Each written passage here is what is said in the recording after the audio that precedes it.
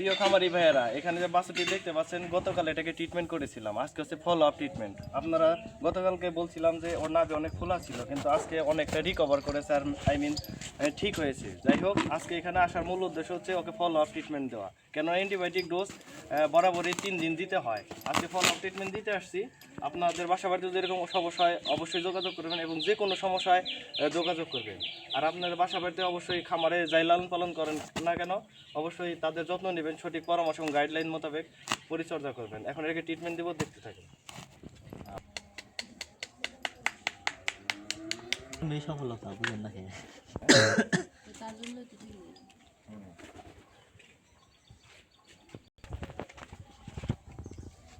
দাঁড়া, কিচ্ছা নাই খারাপ।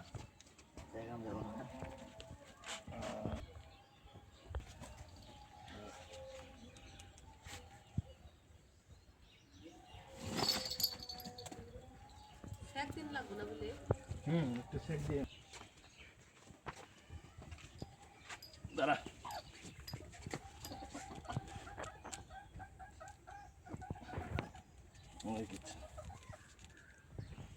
যাই হোক, ওর চিকিৎসা শেষ করলাম। দোয়া রাখবেন ওর জন্য।